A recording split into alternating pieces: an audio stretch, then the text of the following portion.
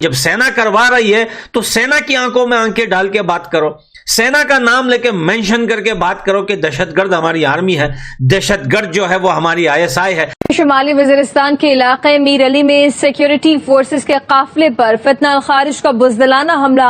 हाफिज गुल बहादुर ग्रुप जो है उन्होंने पाकिस्तान की फौज पे आज हमला किया और ये सुइसाइड हमला था जिसकी वजह से 16 पाकिस्तानी फौजी जो हैं उनकी शहादत हो गई। भारत इस वक्त कोई बहुत बड़ी प्लानिंग कर रहा है।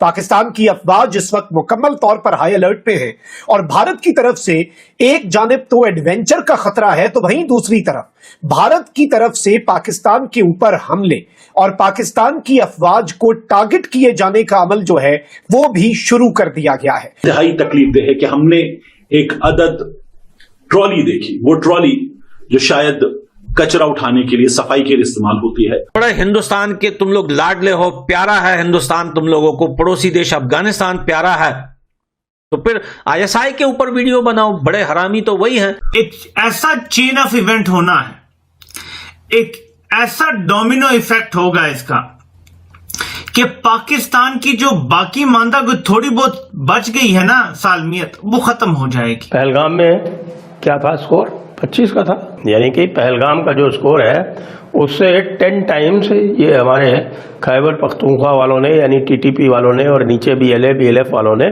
निपटा दिए पूरी तरह से। सबसे बड़ा झूठ जो हमसे बोला जाता है, और ये अस्करी झूठ है, कि पाकिस्तान कायम रहने के लिए बना है, क्योंकि 1971 में पाकिस्तान तो पहले ही टूट चुका है और बाकी मानदा को तोड़ने की ये जर्नैल हजरात पूरी कोशिश कर रहे हैं। जितनी इज्जत और पजीराई उन्हें यहाँ मिली है उसके ऊपर जिस किस्म की नमक हरामी का और अब्यूज किया है उन्होंने हॉस्पिटैलिटी को, इसके ऊपर जितनी भी तनकीद उन पर की जाए वो कम है। तो POK अब हम लेकर आएंगे, क्योंकि पाकिस्तान जो सिर्फ एक टेरर हब था अब तक, वो साथ में हमारे लिए रोड ब्लॉक भी है।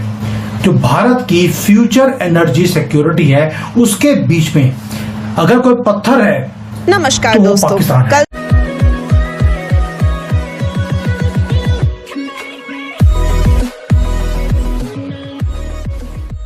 नमस्कार दोस्तों, जैसे कश्मीर के अंदर मतलब कि भारत की तरफ जो कश्मीर है वहाँ पर अलग अलग नाम से आए दिन वो आतंकवादी संगठन खड़ी किए जाते थे, क्योंकि लश्कर तोयबा और ये जो दूसरा संगठन था उसको बैन किया गया तो वही सारे लोग दूसरा संगठन बना देते थे।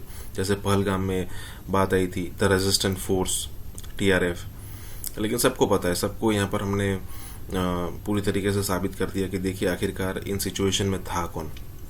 अब जो भी बात हो, यहाँ पर भी यही हो रहा है, पाकिस्तान के अंदर भी आए दिन नए नए ग्रुप बन रहे हैं और सबको ये एक्साइटमेंट है कि भी पाकिस्तान को ठोकेगा कौन और सबसे ज़्यादा कौन ठोकेगा।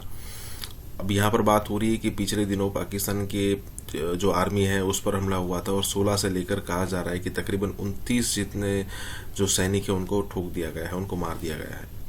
और जब इस टाइप की बात हो तो ज़रा सोचिए कि पाकिस्तान के अंदर कैसा कोहराम होगा। पाकिस्तान का एक state, one of the big state, not one of the big state, the biggest state, जो तकरीबन 40 से 42% लैंड कवर करता है, अब वो पाकिस्तान की आम जनता वहां पर जा ही नहीं सकती।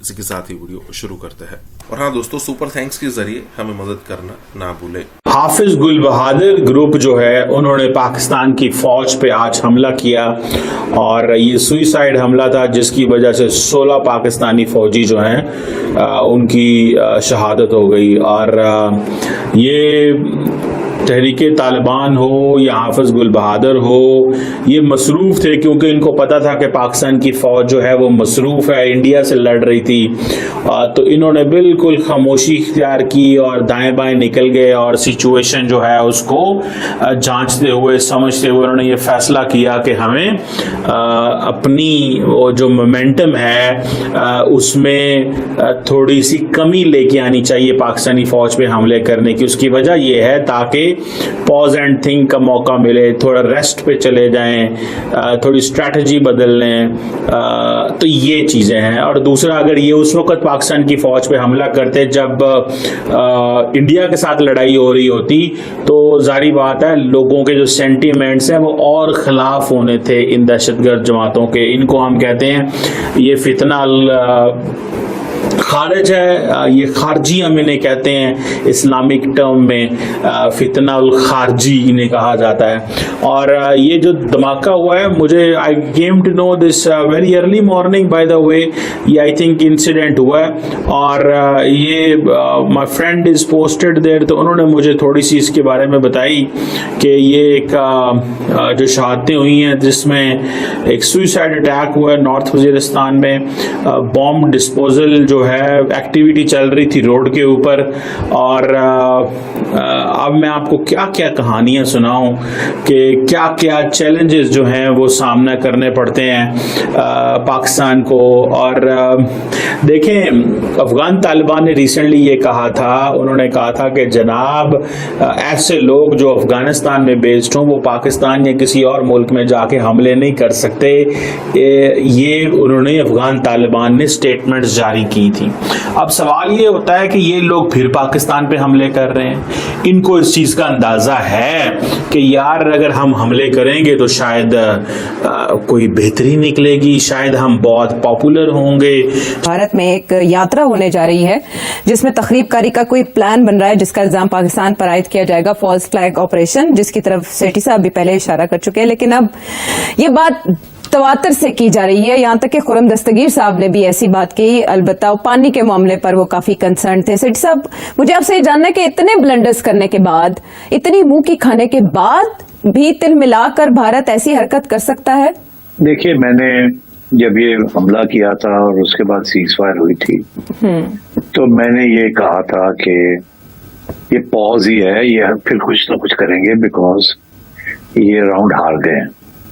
और जैसे ही अभी तो ये कह रहे हैं कि जीत गए हैं, मगर जैसे अवाम उनकी जागेगी, उनको पता चलेगा, तो ये पता चल जाएगा कि ये हार गए राउंड। तो फिर नरेंद्र मोदी के ऊपर प्रेशर होगा कि कुछ करे और करके दिखाए कि हम जीत के गए या हम तकड़े हैं। तो ये मेरा मौकफ था, मगर मेरा एक थोड़ा सा लॉन्ग टर्म पर्सपेक्टिव था जी। उसकी वजह ये थी कि इतनी जल्दी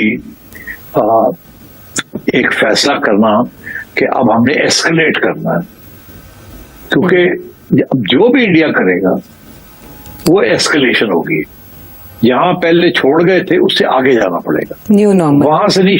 हाँ, न्यू नॉर्मल ये जो कह रहे हैं ना, न्यू नॉर्मल का भी एक हायर लेवल होगा, बिकॉज वो पुराना लेवल जो है वो तो पिट गया ना।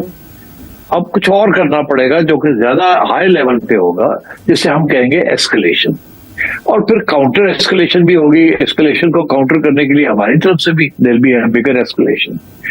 तो इसको सोच समझ के करना पड़ेगा इंडिया को, मगर इंडिया चैन नहीं आएगा नरेंद्र मोदी को। और मैंने ये भी कहा था कि मुझे ऐसे लगता है कि कहीं ना कहीं इनको कोई ना कोई कुर्बानी देनी पड़ेगी, क्योंकि आवाम सर मांगेगी। और मेरा ये ख्याल था कि इनका जो फॉरेन मिनिस्टर साहब है जयशंकर साहब, उनको फारग करना पड़ेगा किसी न किसी स्टेज पे, बिकॉज ये सारी फॉरेन पॉलिसी जो है डिवाइस की है, जो इसमें इनका बहुत बड़ा रोल है और वो फेल हो रही है फॉरेन पॉलिसी। और काफी तनकीद उनके ऊपर हो रही है इनडायरेक्टली, वो आहिस्ता आहिस्ता बढ़ रही है, क्योंकि लोग जो नरेंद्र मोदी को नहीं अटैक करेंगे तो इनको अटैक करेंगे। और अब मगर कब करेगा इंडिया और कैसे करेगा, that is those are the big issues. आज अब मैं देख रहा हूं कि पाकिस्तान के अंदर एक डिबेट शुरू हो गई है, एक व्यू पैदा होनी शुरू हो गई है कि हमें अब तैयारी करनी है, इंडिया ने कुछ करना ही करना है।